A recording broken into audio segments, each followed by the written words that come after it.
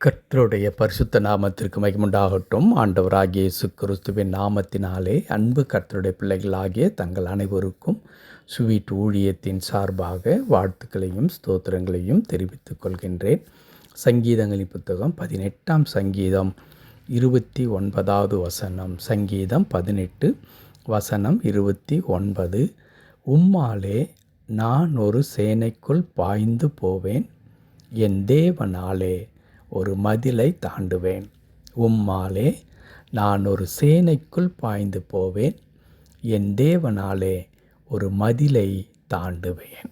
என் அன்பு கடவுளுடைய பிள்ளைகளே, ஆண்டவர் நம் கூட இருந்து நம்மை வழி நடத்துகின்றார் என்கிறதான அடிப்படை விசுவாசம் கடவுளுடைய பிள்ளைகள் ஒவ்வொருவருக்கும் இருக்க வேண்டியது மிக மிக அவசியம். ஒருவேளை நாம் ஒரு பரம்பரையாக வருகின்ற கிறிஸ்துவ குடும்பத்தில் நாம் பிறக்கும் பொழுதே கிறிஸ்தவர்களாக நாம் பிறந்திருக்கலாம், அல்லது பிற மதத்தில் இருந்து ஏதோ ஒரு சூழ்நிலையில் ஆண்டவரால் தொடப்பட்டு கடவுளுடைய நற்செய்தியை கேட்டு இயேசு கிறிஸ்துவை தன்னுடைய சொந்த இரட்சகராக ஏற்றுக்கொண்டு நாம் கிறிஸ்தவர்களாக மாறியிருக்கலாம்.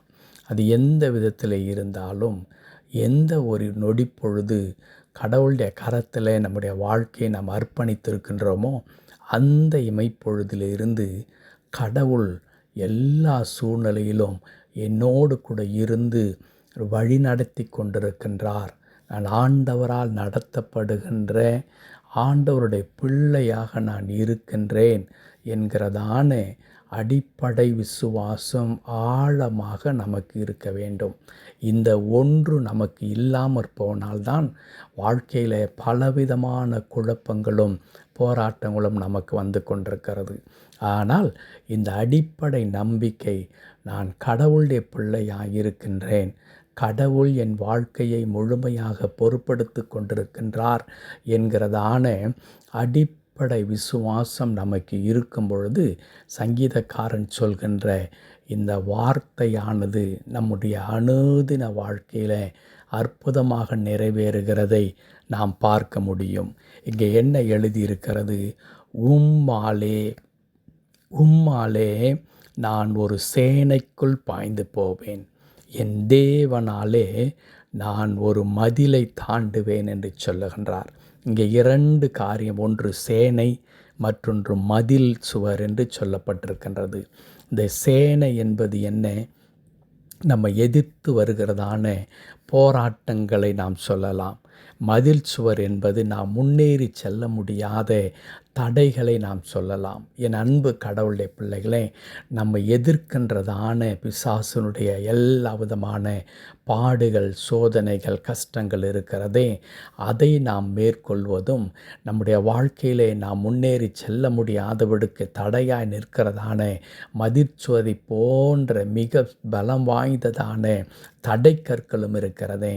இதை கடவுளுடைய பிள்ளை எப்படி மேற்கொள்ள முடியும் என்றால், அதற்காகத்தான் நான் துவக்கத்தில் சொன்னேன், என் ஆண்டவர் என்னோடு கூட இருக்கிறார், அவர் என்னை வழி நடத்துகிறார் என்ற அடிப்படை புரிதல் தாவீதுக்கு இருந்ததினால்தான் தாவீது சொல்லுகிறார், ஆண்டவரே, எனக்கு விரோதமாய் சேனைகள் வந்து கொண்டிருக்கிறது, இதோ என் பாதையிலே மதிர்ச்சுவர் நிற்கின்றது, இந்த இரண்டையும் நான் சந்தித்து அவைகளை மேற்கொண்டு தாண்டி என் ஆசீர்வாதத்திற்கு நேராக, வெற்றிக்கு நேராய் நான் போவேன்.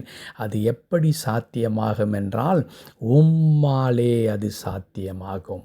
உம்மால், நீர் என்னை பலப்படுத்துவதன் மூலமாய், நீர் என்னை வழி நடத்துவதன் மூலமாய், நீர் எனக்கு கிருபை கொடுப்பதன் மூலமாய், நீர் என்னோடு கூட இருந்து எனக்காக யுத்தம் செய்வதன் மூலமாய் நான் அந்த சேனைக்குள் பாய்ந்து போவேன், நான் மதிலை தாண்டுவேன்.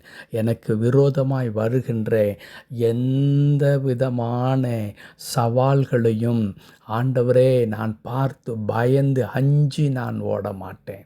அன்பு கடவுளுடைய பிள்ளைகளே, கோலியாத் வருகின்றான், போர்க்களத்தில் இஸ்ரவேல் மக்கள் நிற்கின்றார்கள்.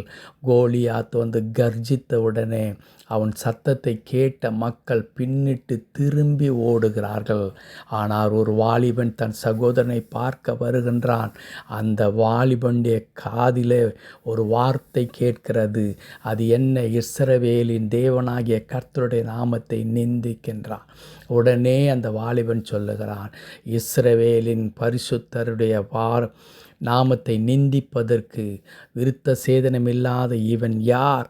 நான் அவனை எதிர்கொள்ளுவேன்.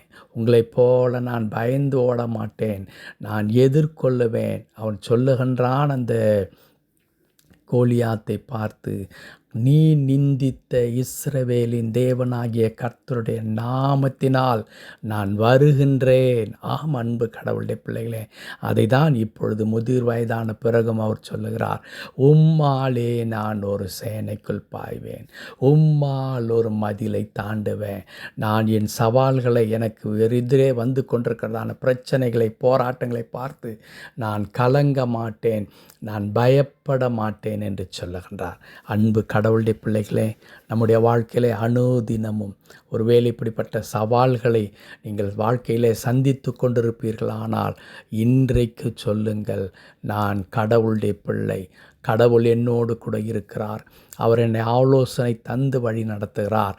நான் எனக்கு விரோதமாய் வருகின்ற இந்த சேனைகளை ஜெயிப்பேன். எனக்கு முன்பதாய் தடையாய் நின்று கொண்டிருக்கிற மதிர்ச்சுவரை நான் தாண்டுவேன். என் வெற்றியை, என் ஆசீர்வாதத்தை ஒருவரும் தடுக்க முடியாது. என் கூட இருக்கிற கடவுள் எனக்கு சகாயராய் என்னோடு கூட இருக்கிறார். ஜெபிக்கலாமா? அன்பு நிறைந்த ஆண்டவரே, உம்மை நாங்கள் துதிக்கிறோம், உமக்கு நன்றி செலுத்துகிறோம். ஆம் கர்த்தாவே, தாவீதோடு கூட இருந்து தாவீதை கர்த்தாவே தனக்கு விரோதமாய் வந்த எல்லா தடைகளையும் மேற்கொள்ளும்படி உதவி செய்த கடவுள், இந்த காலை நேரத்தில் எங்களோடு கூட இருந்து ஆண்டவரே எங்களையும் அப்படி கர்த்தாவை பலப்படுத்துவதற்காய் தோத்திரம். அடியனோடு இணைந்து ஜெபிக்கிற அன்பு கடவுளுடைய பிள்ளைகளுடைய திருக்கரத்தில் தருகிற ஐயா ஆண்டவரே, உமது பிள்ளைகள் தங்களுடைய வாழ்க்கையில் வருகின்ற எந்த சவால்களையும் மேற்கொள்வதற்கு நீர் தாமே கூட இருந்து வழி நடத்துகிறீர். பிரச்சனைகள் மாறும், போராட்டங்கள் மாறும், எதிர்ப்புகள் மாறும். கடவுள் ஆண்டவரே, உமது பிள்ளைகள் வெற்றி பெறும்படியாக நீர் கிருபைகளை தந்து வழி நடத்துவீர். அதற்காய் தோத்திரம். தாழ்த்தி அர்ப்பணிக்கிறோம், பொறுப்படுத்திக் கொள்ளும் மீட்பர் நாமத்தில் பிதாவே. ஆமென், ஆமென்.